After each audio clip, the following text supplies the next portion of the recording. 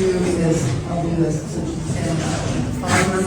And so I'm going to adjust the catch rope. The distance between the snap and the hook. A little bit bigger than I think I need. You still want to take yards of slack. I'm going to try not to step backwards and fall on my keister. Right?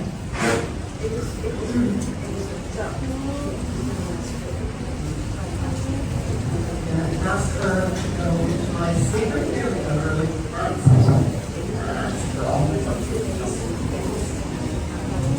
If you lay down and tilt it off, it's going to show up. Here we go. And the way that I get animals up is to slide my foot underneath their back leg. And this, if they're really determined to be laying down, this really does work. I slide my foot right in behind the hock, and what happens is I think it compresses, it overfolds the leg, and it just makes them want to get up. So, and doing it with your foot is much better. I see people grab two handfuls of wool and kind of keep them up, and it's just better to use it. All right, so we do go to the sleepers. And for 3 animals this size, this is a small pen. There we go, especially since everybody's so close. It's not going to go this way. There we go. That's it. Here we are. Good girl. So, long tip goes down.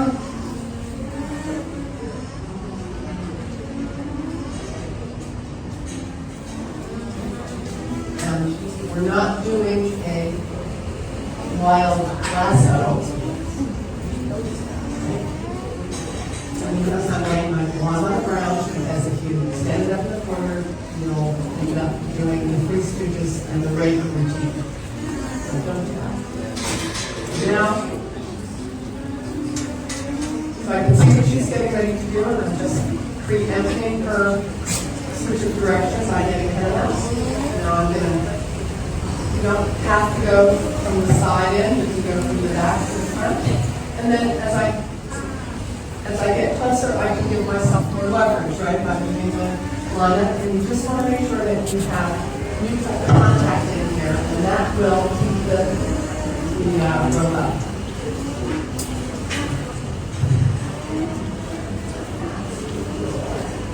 Now I'm using the back of my hand. Notice that. I'm actually asking if you can remember. Now, the bottom of it is the Mullacott traction. What is it? Sorry, when you do the back of the hand? You use the back of the hand. I'm calling that the Mullacott. So now I'm going to collect the rope. Remember yesterday doing this? And then the hook comes around. Bring your fingers up. Not putting your fingers through the hook. Just like a picture, snap, and then take the slack out. And then we back away, because that takes a little bit. She might have been holding her breath, or I might have been holding my breath. Right? That's a good girl. There we go. Feet are on the ground. Show her where I want you to go. That's it. That's it. Here we go. So now I'm going to make my first loop, neutral contact, bring it over the back. Okay? Now, I will do, at this point, if I don't do T-touch every time I put a halter on, but if I'm not sure of the animal, this is when I'm using T-touch. I'm going to slide my hand up here underneath the jaw and just support her in balance and do some. What am I doing now?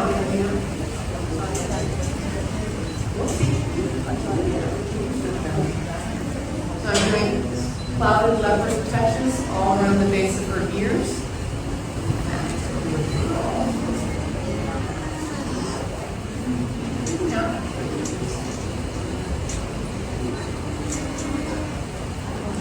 I'm not restraining her, I don't even have my thumb on my side, so I'm just giving her like a little cradle with her head in that.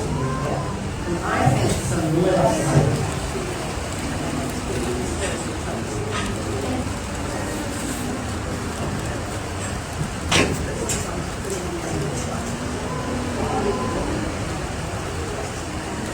Swallow. When you do lifts and other techniques, a lot of times if they've been holding their breath, they've also been not swallowing. So you'll notice a slow blink is always a good sign when you go like this. Roll. Now, I'm going to see if I can work it off and there they go oriented to the step early. So I walk forward with my next finger and follow with the rest of my hand. Walk forward with my index finger and then follow with the rest of my hand. And if you start squeezing, she's going to want to get her head back.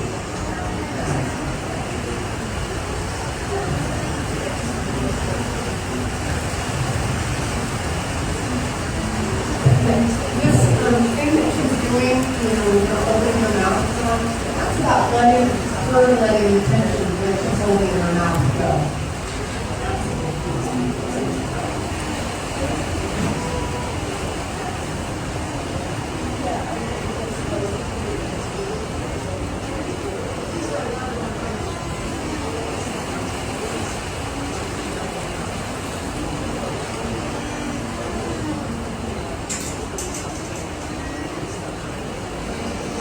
And a little bit goes a long way. You don't have to do this for a very long time. Just a few seconds can be really powerful. So, the first thing I do if I've not haltered down before is buckle the crown piece on the last hole.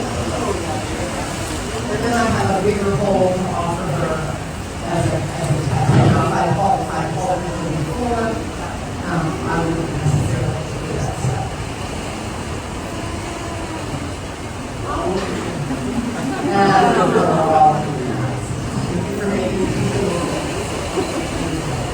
And then self-haltering on this page. Then I have my halter nose band on this big setting. And if you hold it like this, remember it's holding like this, then the nose, the crown piece holds the nose band so that you don't have to wrap yourself around the needle.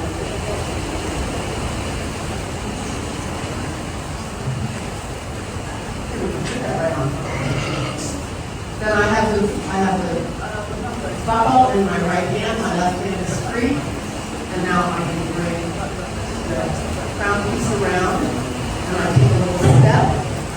And then what I do is I do a little upward thing on the crown piece so that the halter is sitting on the face in the way that it should be before I tighten it up. And then when you tighten up the halter, you push and pull so that you're canceling out the forces. You don't want to put an unbalanced force on your head. That's what she's going to do at that stage. She's going to pull back against me, and then now I've taught her to drag her head back in the front. Right? Now, she's haltered. The next thing I want to do is check to see if I've got it correct. So, the first thing I'm going to do is make sure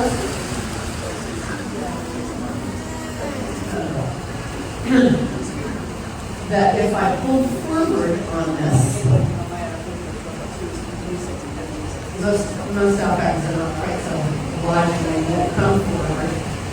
But I'm testing to see if I pull forward here, that the halter would stay put.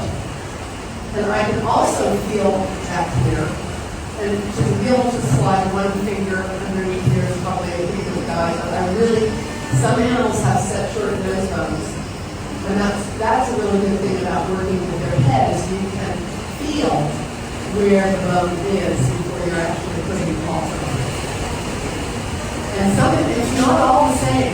There are some animals that are really, really short nose bones, and other ones have a longer nose bends, or like I do. So now, I'm looking at the nose bend, and the nose bend can be baggy. Especially if your animal's going to hang out at the show, or they're going to hang out in the barn until it's their turn or whatever. The nose band adjustment is really relatively inconsequential. Unless you're going in the show ring. And if you're going in the show ring, then you want to have a nose bend that just touches all the way around, but it's never tight. And then what I also want to do is come to the front and make sure, and make sure that it's not unscrewable, because the way that we do this, sometimes the halter is a little bit sideways when you first put it on. And so you need to go to the front and adjust it. Did I miss something? Did I not say something? All my halters.